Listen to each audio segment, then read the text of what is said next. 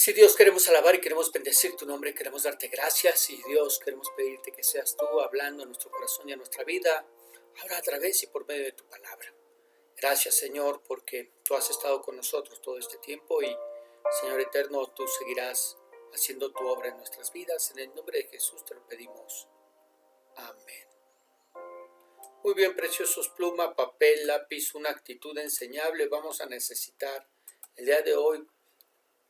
Precisamente para ver nuestro tema, hoy vamos a hablar acerca del engaño del no corregir lo que sabemos. El engaño de no corregir lo que sabemos. Nuestra cita, Salmo 94:12, que dice: bienaventurado el hombre a quien tú, Señor, corriges y en tu ley lo instruyes. Muy bien, si hay una bendición que pocos de nosotros deseamos, es precisamente esta. Porque yo pregunto, ¿a quién de nosotros nos gusta el ser corregidos? Y sin necesidad de vernos las caras, le aseguro que a la mayoría de nosotros no nos agrada. El día de hoy vamos a hablar de este tema, la corrección, pero con relación a lo que ya hemos aprendido. Es decir, hay cosas que ya sabemos, hay cosas que ya se nos han enseñado, pero que desgraciadamente no nos las enseñaron bien y que es necesario que las corrijamos. Y la pregunta es, ¿estamos dispuestos a hacerlo? Y yo sé que preguntando de esta manera, la respuesta que espero escuchar es: claro que sí.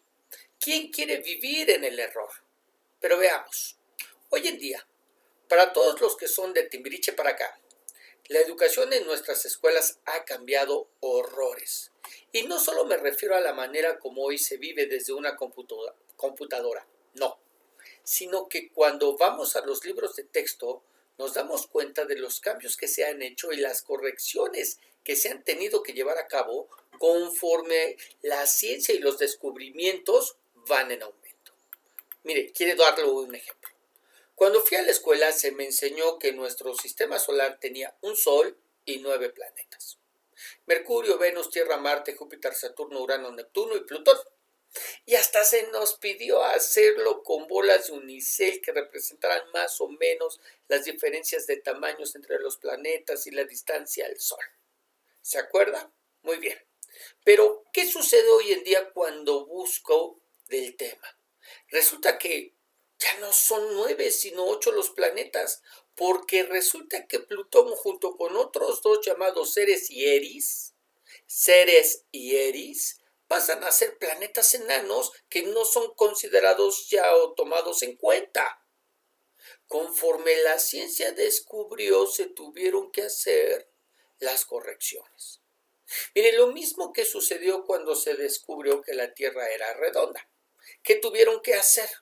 Corregirlo y corregir a lo que hasta entonces se sabía, es decir, que era plana, para dar paso a los nuevos descubrimientos y de esa manera trazar nuevas rutas marítimas y comerciales. Aunque la Biblia desde hace miles de años nos lo reveló, nos dijo que la Tierra era redonda. Se lo quiero enseñar. Isaías capítulo 40, verso 21, que dice: ¿no sabéis? ¿No habéis oído? Y seguro, para estas dos preguntas, pues la respuesta es no, ¿verdad? ¿No sabéis? ¿No? ¿No habéis oído? ¿Nunca os lo han dicho desde el principio? ¿No habéis sido enseñados desde que la tierra se fundó? Él está sentado sobre el círculo de la tierra, cuyos moradores son como langostas. Él extiende los cielos como una cortina, los despliega como una tienda para morar. Algo escrito por Isaías 700 años antes de Cristo, pero que se vino a creer y corregir muchos años después, y no por leer la Biblia. Aunque no me lo va a creer, pero hoy en día existe un movimiento llamado terraplanistas que se niegan a creer que la Tierra es redonda. Ellos siguen creyendo que la Tierra es plana. Ahora, ¿qué piensa de ellos? ¿Qué piensa de ellos después de todos los estudios, después de todas las fotografías que los satélites envían y dan evidencia de que el planeta es redondo, es una esfera? pero ellos se aferran a sus creencias. Pero, ¿qué pensarías? ¿Qué pensarías si te dijera el día de hoy que tenemos a muchas personas iguales a estos terraplanistas en nuestras iglesias? Personas que se niegan a cambiar lo que se les enseñó de manera equivocada acerca de Dios o de la Biblia. Personas que se aferran a esas falsas enseñanzas porque eso fue lo que se les enseñó desde el principio. Así dicen. ¿Qué quiere decir eso? Quiere decir que si se les enseñó porque conocieron el Evangelio en una iglesia bautista, que las lenguas son del diablo, aunque estén en la Biblia como una señal y confirmación de la resurrección y ascensión del Señor Jesucristo, no importa. Ellos así lo aprendieron y no van a cambiar. Que si se les enseñó que la salvación es algo que recibes por fe, pero que es a través de tus buenas obras que la retienes, que la conservas, porque nacieron en una iglesia arminiana, no importa los muchos textos que puedas explicarle y enseñarles que la muerte de Cristo no solamente pagó por nuestros pecados pasados, sino por todos nuestros pecados, no importa. Ellos así lo aprendieron y no van a cambiar. Que si se les enseñó que todo pecado es obra del diablo, sin importar que nosotros tenemos responsabilidad sobre nuestros actos, pero a ellos se les enseñó que el diablo se los hizo hacer como si fueran títeres. Así que si se emborrachan, pues fue porque el diablo se los hizo hacer. Y si engañan a sus parejas, el diablo se los hizo hacer. Ellos no cambiarán. ¿Por qué? Porque así lo aprendieron desde el principio. Que si se les enseñó que lo único que tienen que hacer cuando tienen problemas, dificultades o enfermedades es decretar, declarar, establecer, ordenarle a su problema que se vaya, como si ellos tuvieran ese poder. Y aunque les mostremos con la escritura que eso no es así, eso no importa. Ellos no cambiarán porque así fueron enseñados. Que si se les enseñó que la Biblia tiene contradicciones y no es la palabra inerrante de Dios, no importa lo mucho que te esfuerces en explicarles esas aparentes contradicciones, ellos no cambiarán porque así fueron enseñados. Y esto es algo muy similar a lo que hacen los terraplanistas que no creen que la Tierra es redonda, no importa todas las evidencias que podamos traer. Ellos seguirán creyendo porque así conviene a sus intereses que la tierra es plana. O a lo que hacen todos aquellos que aún cuando la gente ha enfermado, se ha internado y muchos han muerto de COVID, siguen sin creer que sea real a estas alturas de la pandemia. ¿De qué hablamos? De aquellos que se niegan a ser corregidos y ver la verdad. Aquellos que se niegan a ser corregidos y ver la realidad. En la Biblia tenemos el caso de unos discípulos de Juan el Bautista que solo habían sido instruidos en el bautismo de arrepentimiento, pero que desconocían todo sobre el Espíritu Santo y la manera en que el Señor les había enseñado el camino de salvación. ¿Qué hicieron cuando lo supieron? Vamos a verlo. Acompáñenme, por favor. Hechos capítulo 19, verso 1. Hechos capítulo 19, verso 1. Dice la Biblia: Aconteció que entre tanto que Apolos estaba en Corinto, Pablo, después de recorrer las regiones superiores, vino a Éfeso y hallando a ciertos discípulos les dijo: ¿Recibisteis el Espíritu Santo cuando creísteis? Y ellos le dijeron: Ni siquiera hemos oído si hay Espíritu Santo. Entonces dijo: ¿En qué pues fuisteis bautizados? Ellos dijeron: en el bautismo de Juan. Dijo Pablo: Juan bautizó con bautismo de arrepentimiento, diciendo al pueblo que creyesen en aquel que vendría después de él, esto es, en Jesús el Cristo. Cuando oyeron esto, fueron bautizados en el nombre del Señor Jesús, y habiéndoles impuesto Pablo las manos, vino sobre ellos el Espíritu Santo, y hablaban en lenguas y profetizaban. Eran por todos unos 12 hombres. Ahora yo quiero que pienses, ¿qué hubiera pasado ¿Qué hubiera pasado si estos 12 hombres, como lo dice la Escritura, se aferran a lo que les enseñó Juan? No hubieran sido salvos y tampoco hubieran recibido el Espíritu Santo y sus dones. ¿Qué pasa si nos aferramos a lo que nos enseñaron y está equivocado? Nos privaremos, en primer lugar, de conocer la verdad. Y en segundo lugar, eso será un tremendo obstáculo para crecer, será un tremendo obstáculo para madurar espiritualmente en el Señor. Entonces, ¿qué debemos hacer? Bueno, lo idóneo sería que conforme vamos estudiando y conforme vamos creciendo en el conocimiento del Señor, vayamos corrigiendo esas enseñanzas que fueron deficientes. Que cuando la evidencia bíblica, lo voy a decir otra vez, cuando la evidencia bíblica, no mis ideas, no mis creencias, no mis filosofías, no lo que a mí me interesa o me conviene creer, sino cuando la evidencia bíblica sea lo suficientemente contundente, aprendamos con humildad a cambiar lo que creíamos o la postura que defendíamos. Pero no es fácil, ¿eh? No es fácil. No es fácil, pero ¿quieres saber algo? Ya lo hicimos. Me explico. Cuando se nos compartió el Evangelio, tuvimos que cambiar lo que hasta entonces sabíamos de las buenas obras, porque hasta entonces creíamos que iríamos al cielo por esas buenas obras que se supone estábamos haciendo, o por esas malas obras que no hacíamos. De manera que creíamos que nos iríamos al cielo porque no matamos a nadie o no robamos a gran escala. Y lo digo de esta manera porque cuando hablamos de robo siempre imaginamos ladrones de banco, nos imaginamos a esos que hacen fraudes de millones y millones y millones. Bueno, la primera imagen que viene a nuestras mentes es esos políticos que solamente ascienden al poder para enriquecerse de manera ilícita, ¿verdad? Y nosotros decimos, no, pero si yo no robo a gran escala. Aunque bueno, esos robos hormiga, esos robos de cambios, esos robos que hacen, bueno, no deben comparados con los otros.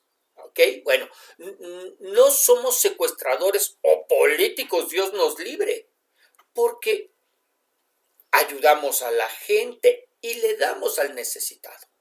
Aunque lo que damos es más bien limosna, pero finalmente damos. Y entonces creemos que por todas estas acciones, por estas buenas obras, es decir, no mato, no robo, no secuestro, ¿verdad? Ayudo a la gente y le doy al necesitado, por todas estas obras, yo merezco ir al cielo. Esto es lo que creíamos. Pero con el Evangelio, ¿qué fue lo que aprendimos de las obras? Que nadie iría al cielo por lo bien que crea que se ha portado en la tierra. No. Que las buenas obras se echan a perder cuando las hacemos nosotros, porque nos encontramos sucios por el pecado. Que todo el que quiera ser salvo tiene que serlo por medio de la fe en Cristo, en su obra en la cruz y su resurrección de los muertos. Ahora, ¿tuvimos evidencia bíblica para creerlo? Claro que sí. Y vamos a verla. Efesios 2:8, por ejemplo, dice, porque por gracia sois salvos por medio de la fe. Y esto no de vosotros, pues es don de Dios. No por obras para que nadie se gloríe. ¿Qué es lo que nos dice? Que no somos salvos por medio de las obras, sino que lo somos gracias a la gracia que vino a nuestras vidas por medio de la fe que pusimos en el Señor Jesucristo, ¿verdad? Así que por eso decimos, no es por obras, sino es por fe. Isaías 64:5 me dice, a ti te agradan los que hacen el bien con alegría y se acuerdan de obedecer. Tú estás enojado porque desde hace tiempo hemos pecado y te hemos ofendido. Aún nuestras mejores obras son como un trapo sucio. ¿Qué nos dice de nuestras mejores obras, de esas mis buenas obras, que son como un trapo sucio? Hemos caído como hojas secas y nuestros pecados nos arrastran como el viento, ¿verdad? Ok, y en Hechos 16:30, el apóstol Pablo le contesta al carcelero esa pregunta que todos en algún momento en nuestro andar, en nuestra vida, nos hemos hecho. ¿Qué debo hacer para ser salvo? ¿Verdad? Vamos a mirarla. Hechos 16:30 dice, y sacándolos les dijo, señores, ¿qué debo hacer para ser salvo? Pongamos mucha atención. Ellos dijeron, ellos, Pablo y Silas, dijeron, cree en el Señor Jesucristo y serás salvo. Cree en el Señor Jesucristo. O sea, no le dijo, tienes que traer tus buenas obras, tienes que hacer obras que te hagan merecer, ganarte la gloria, la vida eterna, que te abran las puertas del cielo. No, no, no. Cree en el Señor Jesucristo. Cree en su obra, cree que la muerte que Él sufrió en la cruz del Calvario pagó por tus pecados, presentes, pasados y futuros. Cree que en Él tenemos salvación y vida eterna. Cree en el Señor Jesucristo. Eso es lo que les contesta. Así que para ser salvos, ¿verdad? A la luz de estas palabras, tuvimos que corregir lo que nos habían enseñado acerca de las buenas obras o la salvación por obras. ¿Qué hubiera pasado si no lo cambiamos? ¿Qué hubiera sucedido si nos aferramos a esa antigua enseñanza, que nos parecía además muy lógica, ¿no es cierto? Bueno, nos hubiera pasado lo que le pasa a todos los que no lo hacen. Estaríamos perdidos en nuestros pecados con rumbo al infierno. Cambiamos. Pero eso no quiere decir que fuera fácil. Pues en este caso nos sucede lo mismo. Tenemos que cambiar aunque no sea fácil. Pero si la evidencia de la Escritura es suficiente, hagámoslo. Y cuando se nos esté enseñando, este es mi consejo, y cuando se nos esté enseñando, ya sea pastor, maestro, apóstol a las naciones o lo que sea, lo mejor que podemos hacer es tomar la misma actitud que tenían los hermanos de Berea. ¿Cuál? Vamos a verla. Hechos 17:11. Y estos eran más nobles que los que estaban en Tesalónica, pues recibieron la palabra con toda solicitud, escudriñando cada día las Escrituras para ver si estas cosas eran así. ¿Qué hacían estos hermanos de Tesalónica? Bueno, escuchaban con atención. Me atrevo a decir que quizás hasta tomaban nota de lo que se les estaba enseñando. Y después, en sus casas, checaban si la enseñanza realmente era bíblica y correcta. Iban a sus hogares y entonces tomaban los libros y comenzaban a escudriñar y comenzaban a mirar si todo lo que les habían dicho, si todo lo que les habían enseñado verdaderamente tenía armonía, estaba en la misma sintonía que la palabra de Dios, que la Biblia, que es la forma, la manera en que Dios se da a conocer a nuestras vidas. Entonces, esta es la actitud que tú y yo deberíamos tener con todo lo que sabemos acerca de Dios. No demos por sentado que porque nos lo enseñaron desde hace muchos años, así es. Porque no siempre lo que nos enseñaron desde un principio realmente estaba en lo correcto. De manera que el llamado de Dios para nuestras vidas el día de hoy es simple. Si hay algo que corregir de lo que te han enseñado, corrígelo. Si hay algo que corregir de lo que te han enseñado, corrígelo. Si tienes suficiente evidencia bíblica, corrígelo, corrígelo. Si esto implica cambiar la doctrina de la iglesia, pastor, hazlo, hazlo. Hace años estuvimos en una iglesia que tenía una doctrina fundamentalista. Estos hermanos no creían en el orar en lenguas ni en los dones del Espíritu y daban explicaciones muy razonables a los 9 dones que vienen descritos en la carta a los Corintios, ¿verdad? Porque ellos no creían en esa sobrenaturalidad de Dios para las vidas.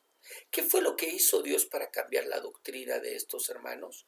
Bueno, mientras el pastor tuvo que salir por algunas situaciones de trabajo fuera de la iglesia, allá donde fue, Dios le habló acerca de los dones del Espíritu, acerca de cómo el Espíritu Santo sigue obrando hasta el día de hoy en nuestras vidas y le bautiza con el Espíritu Santo de tal manera que oraba en lenguas. Mientras esto estaba sucediendo, cuando el pastor estaba fuera, en la iglesia, en un retiro que se hizo para adolescentes, los adolescentes fueron bautizados por el Espíritu Santo y oraron en lenguas. Y no me extraña, porque sus mentes estaban completamente receptivas y no estaban a la defensiva, ¿verdad?, sustentando una posición teológica. Entonces, mientras al pastor lo bautiza el Espíritu Santo allá donde va, a estos chiquitos son bautizados por el Espíritu Santo en el retiro en el que van. Los padres, cuando regresan de ese retiro, recogen a sus hijos. Hay cierta confusión en ellos. Cuando viene el pastor y se entera de lo que sucedió, pues él no sabía de qué manera lo iba a explicar a la iglesia. Entonces, con el suficiente sustento bíblico que ya traía, cambia la doctrina de la iglesia. ¿Ok? Así que si hay algo que corregir de lo que te han enseñado, corrígelo. Y si esto implica cambiar la doctrina de la iglesia, hazlo. Y si esto te obliga a salir de la iglesia, porque tú no eres el pastor, ¿verdad? Y no puedes permanecer en una iglesia que no tenga una doctrina completa o que esté mal doctrinalmente, bueno, si esto te obliga a salir de la iglesia, platícalo con tu pastor. Platícalo con tu pastor. Pero lo peor que podemos hacer es quedarnos callados y no hacer nada. Lo peor que podríamos hacer es quedarnos callados y no hacer nada. Necesitamos no caer en el engaño de no corregir lo que sabemos, porque hace muchos años que nos lo enseñaron, sino más bien necesitamos continuamente estar revisando a la luz de la palabra, a la luz de las escrituras, a la luz de ese nuevo conocimiento que Dios va trayendo a nuestras vidas, porque debemos recordar que la senda del justo es como la luz de la aurora que va en aumento, y de esa manera cada vez que nosotros vamos a la palabra para leerla, para escudriñarla, para estudiarla, para meditar en ella, ese conocimiento de Dios, ese conocimiento de su palabra va creciendo en nosotros, y esto nos va dando la capacidad de conocer nuevas doctrinas, de ir viendo y ir profundizando en esas doctrinas, ¿verdad?, que ya sabíamos. Y si nosotros encontramos esa evidencia, necesitamos cambiar, necesitamos corregir, necesitamos no quedarnos callados, y lo peor que podríamos hacer es no hacer nada. Así que ahí en tu lugar te voy a suplicar que inclines tu rostro, que cierres tus ojos. Vamos a orar.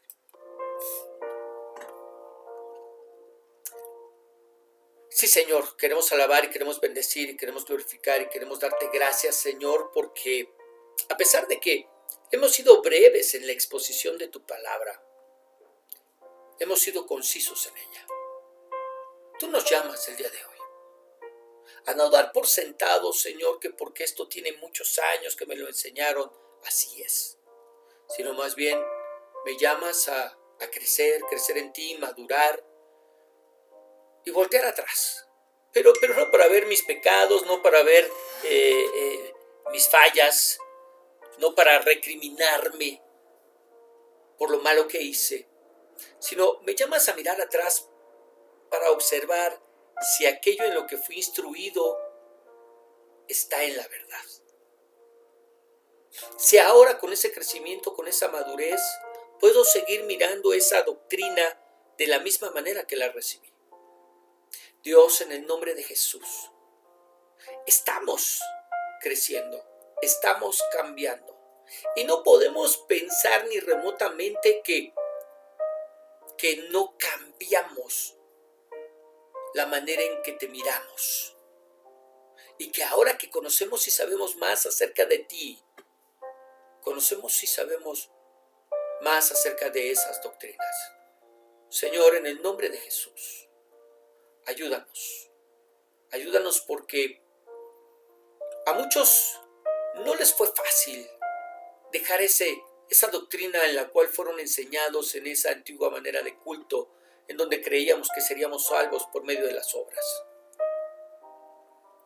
Pero Dios, hoy en día, cuando comenzamos a revisar nuestras posturas doctrinales, a veces no nos resulta sencillo, a pesar de que tenemos la evidencia. Señor, en el nombre de Jesús, sé tú obrando en nuestro corazón, sé tú obrando en nuestras vidas y permitiéndonos, Señor, crecer, madurar y manifestarlo. En el nombre de Jesús te lo pedimos. Amén. Muy bien, precioso, que el Señor te bendiga, que el Señor te guarde, que el Señor haga resplandecer su rostro sobre ti, que sea ese mismo Señor quien te dé paz. Muchas bendiciones y recuerda que nos estamos escuchando día de mañana. Tenemos nuestro estudio del libro de Hebreos y en la semana todos los días recibimos nuestro devocional. Que el Señor te siga bendiciendo.